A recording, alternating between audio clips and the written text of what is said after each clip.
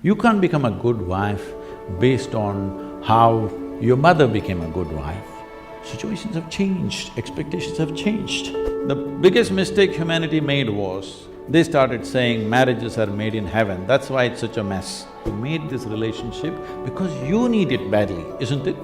If you understand and you're always grateful for this, you would handle it well.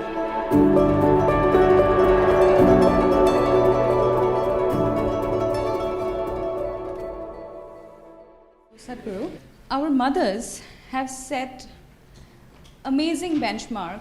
The moment you say mothers, Yeah. they're giving a sound ambience of babies crying. Oh, okay. Perfect. That's the halo effect, I think. Yeah, so they've set quite a big benchmark of being an ideal wife.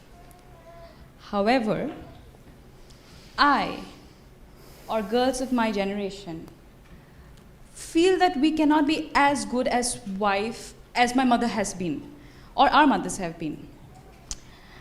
So should I feel that I am falling short of in my personal life, or should I feel that I'm not giving enough justice to my marriage once I'm married? How should I feel about this?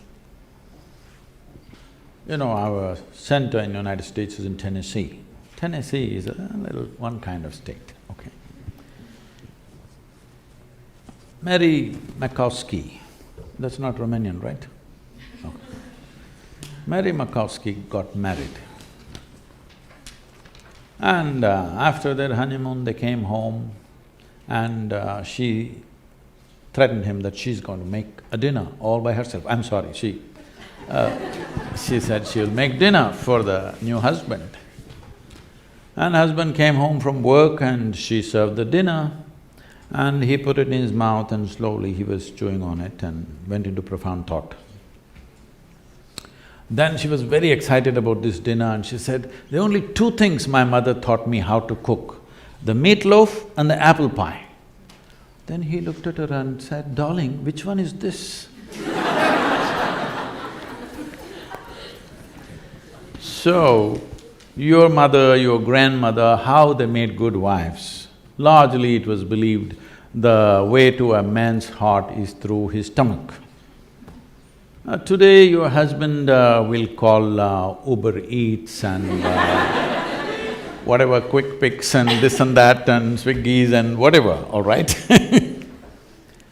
So, you can't make a good wife based on how your grandmother became a good wife. You can't become a good wife based on how your mother became a good wife. Situations have changed, expectations have changed. It's not in the stomach anymore. For some it's gone up into the head, for some it's gone further south. Yes?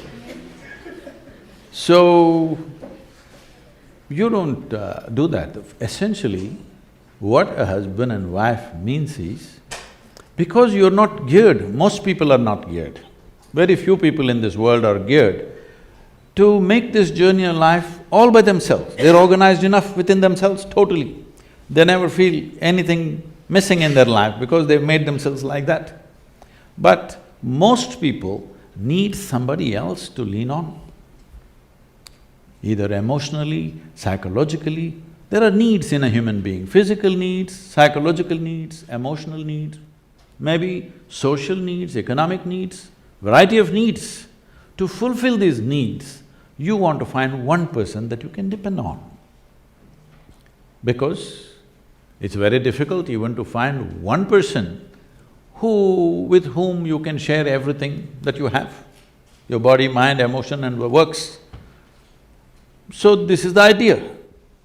Formalizing it is so that every time you get some little friction, you don't fall apart, so little tying up so that things don't fall apart very easily, all right?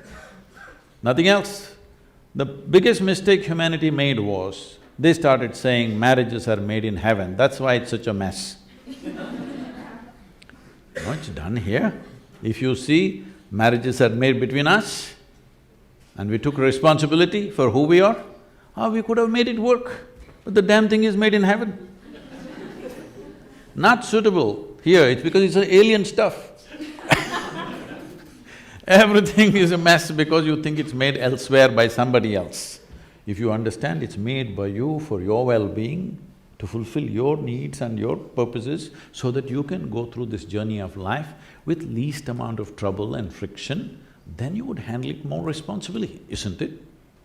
And according to contemporary needs, not how your grandmother did her marriage. You can't do it that way because expectations and situations have completely altered themselves.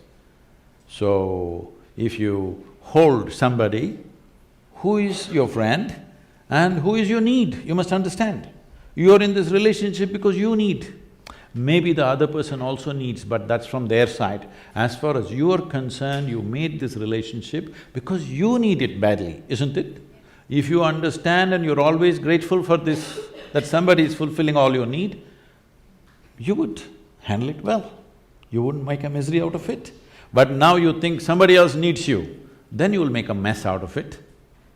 You understand, you need it. Well, the other person also needs to understand he needs it. Now there is a cohesion.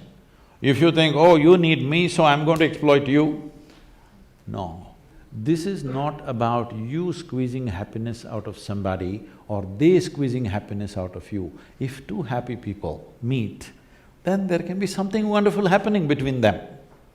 But you are a misery and you think somebody else should be the source of your happiness, well, it'll multiply.